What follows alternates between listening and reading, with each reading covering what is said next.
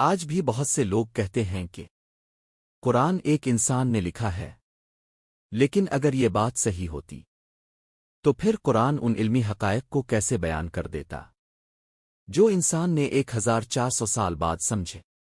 آج ہم ایک ایسا ہی معجزہ دیکھیں گے، سمندر کی گہرائیوں کا اندھیرا، ڈیپ سی ڈارکنس، ایک ایسی حقیقت جسے جدید سائنس نے لیٹسٹ ٹیکنالوجی سے ثابت کیا ہے۔ سمندر حقیقت میں کتنا گہرا ہے؟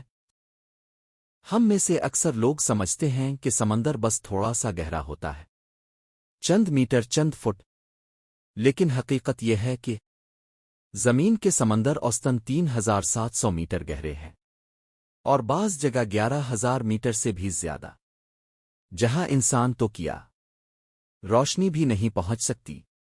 جدید سائنس، روشنی کیسے غائب ہوتی ہے؟ سائنس بتاتی ہے کہ سمندر میں جوں نیچے جاتے جائیں، روشنی مختلف لرز میں ختم ہوتی جاتی ہے۔ سرخ روشنی 10 میٹر میں ختم، پیلی اور سبز روشنی چند 100 میٹر، 1000 میٹر کے بعد مکمل اندھیرا۔ یہ معلومات تب سامنے آئیں جب انسان نے سبمرین سوٹس اور جدید آلات استعمال کیے۔ پرانے زمانے میں کوئی بھی اتنی گہرائی تک جا ہی نہیں سکتا تھا۔ قرآن پاک، سورہ النوری، قرآن 1400 سال پہلے فرماتا ہے، وہ اندھیروں کی مثال ایسی ہے جیسے بہت گہرے سمندر میں جسے اوپر سے ایک لہر ڈھانپ لے، پھر اس کے اوپر ایک اور لہر، اور ان لہروں کے اوپر بادل۔ اندھیرا ہی اندھیرا ہے، یعنی اندھیرا پر اندھیرا، لہر پر لہر۔ سائنس قرآن کی وضاحت کی تصدیق کرتی ہے۔ آج کی سائنس کہتی ہے کہ سمندر میں واقعی اندھیرا لرز میں بنتا ہے۔ پہلی لیئر، بادل، کلاؤڈز، بدلی روشنی کا بڑا حصہ روک لیتی ہے۔ دوسری لیئر، سطح کی لہریں، سرفس ویوز، یہ لہریں روشنی کو بکھیر دیتی ہے۔ تیسری لیئر، اندرونی لہریں، انٹرنل ویوز، یہ بہت گہرے پانی میں بنتی ہے، نظر نہیں آتی، اور یہی اندھیرا مکمل کر دیتی ہے۔ یہی انٹرنل ویوز 20ویں صدی میں دریافت ہوئیں، لیکن قرآن میں ان کا ذکر پہلے سے موجود ہے۔ انٹرنل ویوز، سب سے حیران کن حقیقت، انٹرنل ویوز پانی کے اندر بنتی ہے، سمندر کی تہہ کے نیچے۔ نہ کوئی غوطہ خور انہیں دیکھ سکتا تھا، نہ کوئی کشتی والا ان کا اندازہ لگا سکتا تھا۔ ان کی موجودگی سائنس نے جدید آلات کے ذریعے ثابت کی، لیکن قرآن نے 1400 سال پہلے بتا دیا تھا۔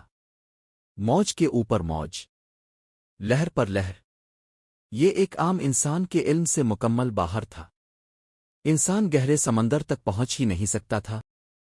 آج بھی انسان بغیر آکسیجن ٹینک کے 70 میٹر سے نیچے نہیں جا سکتا، ورنہ جسم کا دباؤ سے پھٹ جانا یقینی ہے۔ پھر سوال یہ ہے، ایک ایسے دور میں جب نہ آکسیجن سلنڈر تھے، نہ سب میرینز، نہ ڈیپ سی ٹیکنالوجی، نہ سائنس کا کوئی تصور، تو قرآن میں گہرے سمندر کا اتنا درست بیان کیسے آیا؟ قرآن کا مقصد سائنس نہیں مگر حقیقت۔ یہ بات یاد رکھنا ضروری ہے کہ قرآن سائنس کی کتاب نہیں، یہ انسان کی رہنمائی کی کتاب ہے۔ لیکن جب یہ کائنات پر بات کرتا ہے تو اس کی بات آج کی سائنس سے ٹکراتی نہیں، بلکہ میچ کرتی ہے، اور یہی قرآن کی سچائی کی بڑی دلیل ہے۔ تو اب فیصلہ آپ کے ہاتھ میں ہے۔ ایک ایسا دور جب لوگ سمندر کے اندر جانے کا تصور بھی نہیں کر سکتے تھے، ایک کتاب جس میں ڈیپ سی ڈارکنیس، لڈ ویوز، انٹرنل ویوز اور روشنی کے غائب ہونے کا سائنسی ماڈل موجود ہے۔ کیا وہ کسی انسان کی لکھی ہوئی ہو سکتی ہے؟ وہ اللہ تعالیٰ کی نازل کی گئی کتاب ہے۔